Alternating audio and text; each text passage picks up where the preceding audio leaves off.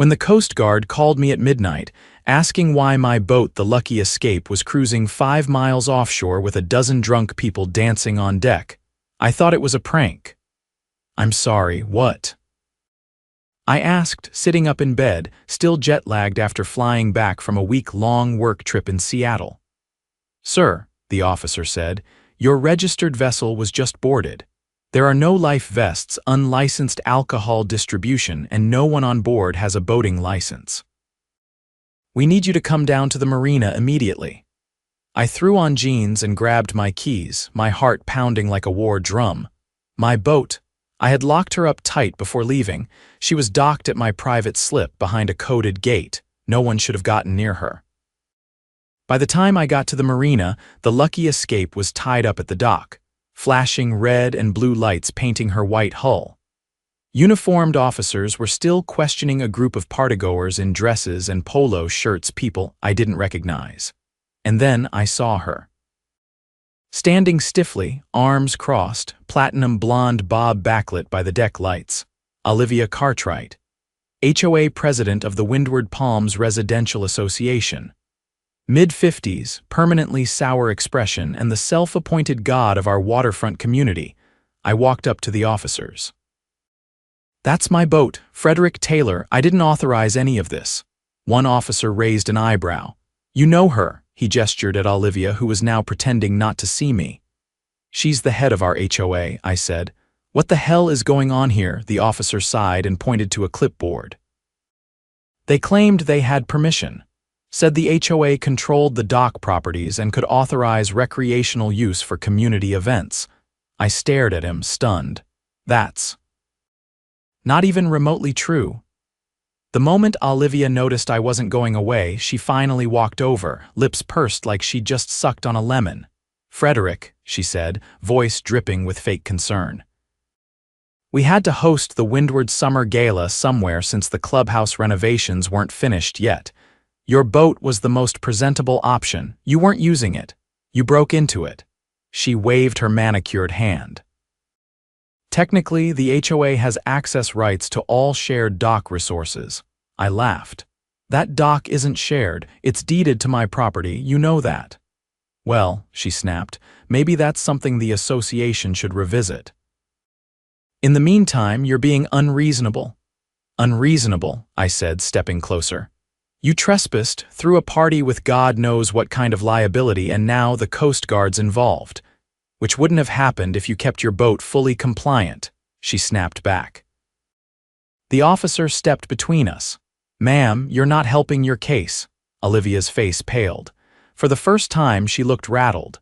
One of the Coast Guard officers walked over and whispered something to the lead investigator, who turned back to me. "We'll need to take an official statement, Mr. Taylor. If you'd like to press charges for unauthorized use of your vessel, now's the time." I looked at Olivia. Her jaw was clenched, but her eyes were darting everywhere, looking for an exit that didn't exist. "Oh, I'm pressing charges," I said. "And I'm not stopping there." By morning, I'd already spoken to a maritime lawyer, filed a police report for grand theft, and handed over surveillance footage from a motion-activated dock camera I'd installed 6 months earlier, footage that showed Olivia unlocking the dock gate using a master key she had no legal right to possess, waving in a catering crew, and directing them aboard the Lucky Escape like she owned it. The footage also captured her slipping what looked like envelopes to 2 of the guests, one of whom was the association treasurer, Douglas Wright. That wasn't just trespassing. That was conspiracy. Detective Mara Klein from the county's Property Crimes Division met me at the precinct later that afternoon. Her tone was calm but clipped, the kind of voice that meant she'd seen enough HOA nonsense to know when something stunk. "Mr. Taylor," she said, clicking a pen, "we verified the deeded property lines. That dock is indisputably yours. The association has no rights over it, nor your vessel. Based on the footage you provided and the Coast Guard's report, we're preparing to submit charges for unlawful entry, misappropriation of private property, and possible insurance fraud." "Insurance fraud?" I asked. Klein tapped her notepad. "You mentioned a security system on board." Did it alert you to the unauthorized access? It's connected to my home Wi-Fi. I disabled notifications while I was out of town to avoid roaming fees. Why? She leaned forward. Because the system was tampered with. The security module was powered off manually from inside the cabin. That's no accident, and if your boat sustained any damage during the event, it did. The galley cabinet was ripped out, there's wine stains in the upholstery, and someone cracked the helm screen. Then they're liable for damages. And if any repairs are claimed through your insurance without disclosure of the unauthorized use, that's insurance fraud. I exhaled slowly, trying to keep my voice level. So what happens next? We're serving a warrant at the HOA office. If what we suspect is true, she didn't act alone. This wasn't some spontaneous party, this was coordinated. By the time I left the station, word had already spread. A neighbor named Linda, who lived 3 doors down and had always been polite if distant, waved me over as I pulled into my driveway.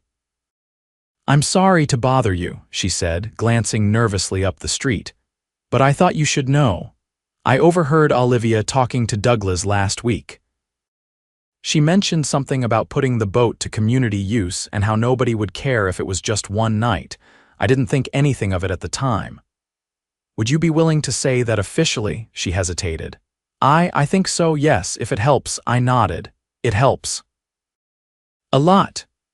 While I gave her Detective Klein's contact info, a white Nissan with the HOA logo on the side rolled slowly past my house, barely crawling. The driver was Janice, Olivia's little lieutenant, the one who once wrote me up for inappropriate flag placement because my American flag was at a slight angle during a windstorm. She met my eyes through the windshield, then drove on without stopping. The show of intimidation was pathetic, but not unexpected. That night, I went over every clause of the HOA bylaws line by line. I'd never paid them much mind before, like most residents. I paid my dues and stayed off their radar. But now I dug into every paragraph like I was back in law school. And that's when I found it. Appendix D, Section 9. No member of the board shall engage in use of privately owned property for community purposes without written consent from said owner, regardless of physical proximity or perceived common benefit. Violation of this clause is grounds for immediate removal from office pending a vote by quorum. I wasn't just going to press charges, I was going to remove her. The next morning, I called for a special meeting of the HOA. According to the bylaws, any homeowner could do so with a petition signed by at least 10% of residents. I had 20 signatures by noon. Not everyone liked Olivia. Most tolerated her because she kept the landscaping tidy and the clubhouse stocked with coffee pods. But after word got out that she'd hijacked a neighbor's boat for a private party, even the fence sitters wanted her gone. By late afternoon, a county patrol car was parked outside the HOA office. Detective Klein and another officer emerged with a file box and a laptop. Olivia wasn't there. According to the officers, she'd left town that morning something about a wellness retreat in Arizona. Coward. That didn't stop the process. Detective Klein confirmed they'd found emails between Olivia and Douglas discussing creative use of idle resident assets and how to frame the event as a sanctioned gathering to minimize liability. In one email, Douglas asked, "What if he finds out?" Olivia replied, "Then we spin it as a misunderstanding." He's reasonable. I had that printed out and ready. The emergency HOA meeting was scheduled for Saturday evening in the community center. By then, the whispers had turned into full-blown outrage. Several residents reported finding leftover garbage from the party in their trash bins. Olivia had apparently ordered cleanup crews to distribute the waste off-site, so it wouldn't be traced back. When I stepped into the meeting hall, it was standing room only. Folding chairs had been dragged from storage, and even then, people were leaning against walls with arms crossed. Douglas sat near the front, pale and sweating. He'd been summoned by the detective earlier that day and clearly knew the walls were closing in. I walked to the podium, unrolling the petition and placing it in front of the secretary. My name is Frederick Taylor. I'm the legal owner of 14 Windward Bay and the private dock adjacent to it. As of Tuesday evening, my property was unlawfully accessed by members of this board and used without my permission for a private event. I've filed charges with the county sheriff's office and have provided evidence to support those claims. Murmurs rippled through the room. I held up the printed email from Olivia. This was sent from the HOA server. It proves premeditation. There was no misunderstanding. The murmurs turned into gasps. One man in the back actually shouted, "She used our dues for this." "Yes," I said, "and worse. The bylaws are clear." Section 9 of Appendix D states that any board member who uses private property without consent is subject to immediate removal. I've met the petition requirement. I'm calling for a vote. Douglas tried to object, but the secretary, an older woman named Ruth who'd been on the board for years, cut him off. "We'll vote now, one by one." It took 20 minutes. By the end, the tally was overwhelming: 64 in favor of removal, 2 opposed, 3 abstained. Ruth stood and addressed the crowd. By majority vote, Olivia Cartwright is hereby removed as president of the Windward Palms Residential Association effective immediately. Further leadership status is suspended pending legal resolution of any criminal proceedings. Applause thundered through the hall. Someone shouted, "About time," and others clapped harder. I didn't smile. I just gathered my papers and walked out into the night, the cool salt air brushing against my face like a reset button. Olivia hadn't faced the full consequences yet, but the cracks had formed, and I wasn't done widening them.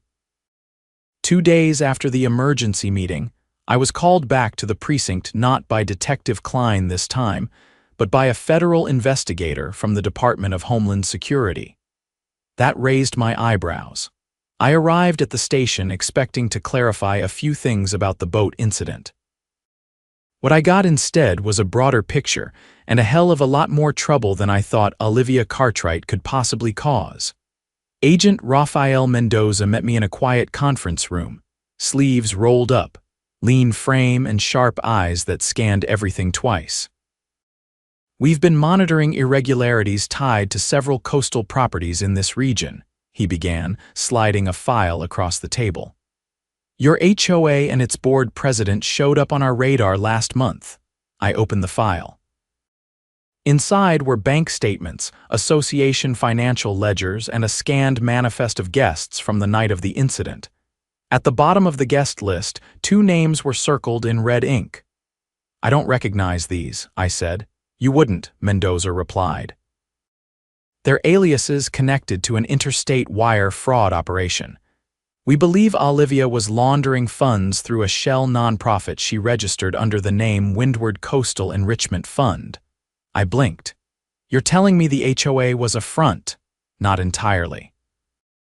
Most members were probably unaware, but Cartwright and at least 3 others used the association's accounts to funnel money from fake community initiatives, dock maintenance, clubhouse expansion, landscaping upgrades, and redirect it into offshore trusts." I leaned back, stunned. "And the party cover," Mendoza said. "They used it to host 2 out-of-state buyers interested in acquiring waterfront property through forged deeds. The lucky escape was likely chosen because it offered a neutral space, no surveillance they knew about, no paper trail. They didn't know I had cameras on the dock," I muttered. Mendoza allowed himself a dry nod. "That footage fast-tracked our warrant." I looked back down at the file. "So what happens now?" "We've already detained Douglas Wright. He tried to board a flight to Panama yesterday morning. The other 2 board members involved Janice Leland and a man named Peter Malin have been subpoenaed. Olivia's still at large, but she's not in Arizona. She lied about the retreat. We traced her phone to a private airstrip outside Charleston. She's traveling under a passport issued to a shell identity. Once she crosses into certain jurisdictions, extradition becomes complicated." I exhaled slowly. "How much did they steal?" "Just under $3 million over 6 years. most of it siphoned from inflated contractor invoices and fake grant projects. They kept homeowners quiet with minor improvements and strict enforcement of petty rules. People stopped asking questions. I nodded grimly. Until she broke into the wrong boat. Mendoza cracked his knuckles. We're coordinating with the Attorney General's office. There'll be a federal complaint filed by the end of the week. In the meantime, we need your full cooperation. You'll have it. That evening, I returned home to find a crowd gathered by the marina gate. Someone had taped a printout of the news article to the HOA bulletin board. Local HOA president under federal investigation for fraud, theft, and conspiracy. Below it, someone had scribbled in permanent marker, "So much for the summer gala." I recognized a few of the neighbors, Linda from 2 doors down, the D'Angelos who'd mostly kept to themselves, and even Mr. Roth, a retired firefighter who once told me he didn't get involved with politics. Now he was holding a clipboard. "We're forming a transitional committee," he said as I approached, "until the state appoints an external administrator. Thought you might want in." I hesitated. "I've got enough legal paperwork to swim in." "This isn't about paperwork," he said. "It's about getting our neighborhood back. You were the first one to stand up to them. That matters." I looked around. These weren't just neighbors anymore. They were people who'd been lied to, manipulated, and ignored. And now they were ready to clean house. "All right," I said, "but I'm not touching landscaping decisions." That got a few laughs, a welcome break from the tension that had hung over Windward Palms for too long. 2 mornings later, I was summoned to testify before a grand jury. The hearing was held in a windowless room at the federal courthouse, where I answered questions about the boat incident, the HOA's financial practices, and the emails Detective Klein had uncovered. The prosecuting attorney, a steely woman named Marissa Duval, zeroed in on the Shell nonprofit. "Did you, at any point, receive communication from the Windward Coastal Enrichment Fund regarding donations or board decisions?" "No," I said. "I'd never even heard of it until last week." "Did you authorize any use of your property specifically, your vessel or dock for association events?" "No, never," she nodded, satisfied. Behind her, the jurors scribbled notes. Afterward, Mendoza met me outside the courtroom. "She's nailed," he said. "Not just for theft. We're adding charges for impersonation of a federal grant coordinator. Apparently, she forged a letter to secure a state subsidy for coastal education programs." "Let me guess," I said. "There are no programs." "None. Just a fake Shell website and some stock photos of kids holding fishing nets." I shook my head. "Unbelievable. Believe it." "She's not the first HOA president to go off the rails, but she's the first one I've seen try to launder money through a boat party." By the end of the week, Douglas had flipped. In his plea deal, he admitted to years of falsified invoices, including one for a non-existent seawall inspection that netted them $50,000 in one afternoon. In exchange for reduced sentencing, he gave up everything: Olivia's offshore contacts, her fake passport alias, even the name of the notary who'd helped them backdate forged signatures. That broke the case wide open. The state froze all HOA accounts. Contractors linked to the fraudulent invoices were blacklisted. The Windward Palms Association was placed under a temporary court conservatorship, and an independent forensic accountant began untangling the financial web Olivia had spun. Meanwhile, the Lucky Escape was in dry dock, undergoing repairs. The Coast Guard had cleared her of any further violations, but it would take weeks to restore her to pre-party condition. One of the guests had tried to drill holes into the hull to install a champagne cooler. Another had flushed plastic cups down the head, bursting a pipe. I paid for the repairs out of pocket, knowing I'd get reimbursed eventually. But I didn't care about the money anymore. It wasn't about restitution. It was about making sure the next person who thought they could take something just because they wore a badge labeled HOA thought twice. One evening, while reviewing statements for a civil suit against the remaining board members, I received a call from Mendoza. "We got her. Where? Grenada. She was trying to board a yacht registered under a fake company. Coast Guard flagged it. She'll be extradited within the week. I didn't say anything at first, just sat there staring at the wall of my study. Then I asked, was she alone? No. Her notary was with her. So was a man we believe helped fabricate the property deeds. I thanked him and hung up. The next neighborhood meeting was held under the new transitional committee. Gone were the catered spreads and pompous speeches. Now we had folding chairs, notepads, and open discussion. I stood up near the end. We've got a lot of rebuilding to do, I said.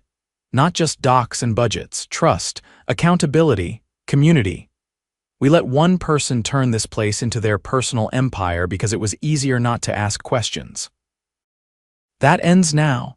When I finished, no one clapped, they just nodded. That was better. Approval is easy.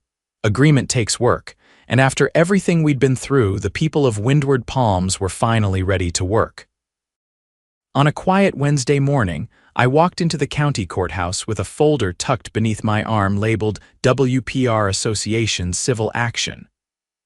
The courtroom was smaller than I expected, windowless, with wood-paneled walls that hummed with the dull groan of overhead fluorescence. At the front, Judge Harlan Whitford sat behind the bench with an expression that suggested he'd already read too much HOA nonsense for one lifetime. Douglas Wright sat with his attorney at the defense table, thinner than I remembered, his hands folded tightly in his lap. His suit didn't quite fit, and his eyes avoided mine. The other two former board members, Janice and Peter, had opted for video appearances from their respective detainment locations, their feeds boxed in the corner of a wall-mounted screen. Olivia's seat was empty. Her extradition had been delayed by 2 days due to a diplomatic formality, but the judge had ruled the case would proceed in her absence. My attorney, a sharp former JAG officer named Tanya Riley, stood and launched into the opening statement. We intend to prove that the Windward Palms Residential Association, under the leadership of these individuals, knowingly exploited private property, misappropriated homeowner funds, and breached fiduciary duties for personal enrichment. We will also demonstrate that Mr. Taylor suffered material damages and reputational harm as a result of these unlawful actions. Judge Whitford didn't nod. He just scribbled something on a yellow legal pad and gestured for the first witness. We started with the marina's dock manager, who confirmed the association had no legal access to my slip or vessel. Then came the forensic accountant, who laid out a devastating timeline of money trails. Inflated invoices, kickbacks disguised as community grants, and contractor payments routed through a Nevada-based LLC that had no employees or equipment.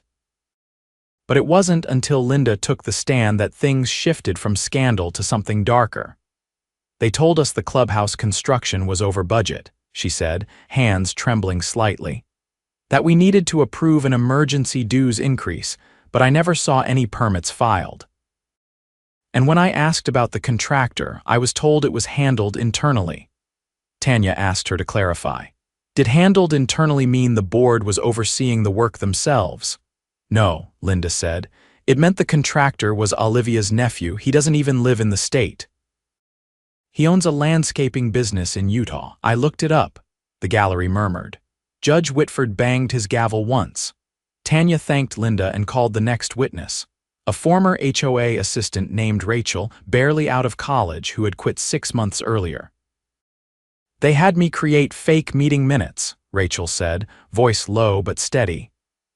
Sometimes I'd be handed a list of decisions and told to make it sound like the community voted on them. I didn't know it was illegal at first. I was told it was common in private associations. The judge leaned forward. Did you ever witness signatures being forged? Rachel nodded. On 4 occasions. I saw Olivia sign names of members who were on vacation. She joked that if they didn't show up, they didn't get a say. Later that afternoon, Tanya called me to the stand. What was your first indication that something was wrong? She asked. The call from the Coast Guard, I said. I'd just gotten home from Seattle. They told me my boat was being used illegally by people I didn't know for a party I never authorized. She walked me through the footage, the damage, the repair costs. Then she asked the question I'd been waiting for. In your opinion, was this a one-time mistake? A simple misunderstanding? No, I said. This was calculated. They knew I was out of town. They accessed a locked dock, tampered with my equipment, and used the vessel to entertain buyers involved in a fraudulent real estate scheme. That's not a misunderstanding. That's organized theft. The defense attorney, a gray-haired man who looked like he'd been dragged in from a golf course, stood up for cross-examination. Mr. Taylor, would you agree that the HOA routinely hosts community events? Yes. And that those events are sometimes held in shared spaces. My dock isn't shared. According to maps filed in, those maps were filed after the bylaws were written. The deed is clear. It's not association property. The judge cleared his throat. Counselor, the property lines have been verified by 3 independent records. Let's not waste time. The attorney sat down, defeated. Tanya gave me a nod as I stepped down. The next day, the courtroom filled with reporters. News of the HOA scandal had gone statewide, and now the term Dockgate was trending on local radio. The prosecution introduced a new piece of evidence, a USB drive seized from Olivia's laptop. It contained dozens of audio recordings. She'd apparently kept voice memos of meetings, maybe to protect herself or maybe because she was arrogant enough to believe she'd never get caught. One recording made the entire room go silent. A distorted voice, Olivia said, "If we get pushback, we tell them it was a sanctioned event. If he sues, we tie him up in court until he gives up. Homeowners don't have the stomach for legal drama." Judge Whitford paused the playback and looked over his glasses. "Miss Riley, has this recording been authenticated?" "It has, Your Honor. The metadata matches the seized laptop." Admitted into evidence. By the end of the week, the civil case had unraveled into a full-blown federal prosecution. Olivia's charges now included wire fraud, conspiracy, obstruction, and falsifying legal documents. The judge ordered immediate asset freezes on all 3 board members. Their bank accounts, vehicles, and secondary properties were seized under the RICO statute. Douglas's plea deal was formally rescinded. When it was revealed, he'd withheld the existence of a second shell company. On the final day of proceedings, the judge issued summary judgments in favor of the plaintiffs, myself, and a group of homeowners who had joined the civil action. The HOA was dissolved by court order, its remaining assets placed in a restitution fund to repay residents who had been defrauded over the years. As for my boat, the repairs were covered in full, plus damages. But the real victory was structural. The county issued a new oversight mandate for all residential associations along the coast, requiring financial disclosures, annual audits, and rotating third-party compliance officers. Windward Palms would no longer be a private fiefdom. It would be a neighborhood again. Outside the courthouse, I stood beside Tanya watching news vans pack up. "You ever think something like this would happen?" she asked, arms crossed. "Honestly," I said, "I figured I'd get a letter about my garbage can being out 20 minutes too long." "Not a federal racketeering case," she laughed softly. "Well, thanks for dragging me into it. I'll be dining out on this story for years." A few weeks later, I hosted a small get-together, not a gala, not a fundraiser, just a barbecue with neighbors, no speeches, no votes. Just people who had been through hell together, finally breathing clean air. Mr. Roth brought ribs. Linda made her famous lemon bars. Even the D'Angelos, who'd once considered moving, stayed late into the evening, their kids chasing each other barefoot across the lawn. As the sun dipped low over the bay, I walked down the dock and stepped onto the Lucky Escape. Her deck was clean, the repairs flawless. She looked better than she had in years. I sat behind the helm, engine off, and let the silence settle. No more forced compliance. No more threats tucked in envelopes. No more strangers treating my property like a free ride. Just water, wind, and the sound of a neighborhood finally healing. Justice had taken its time, but it had arrived.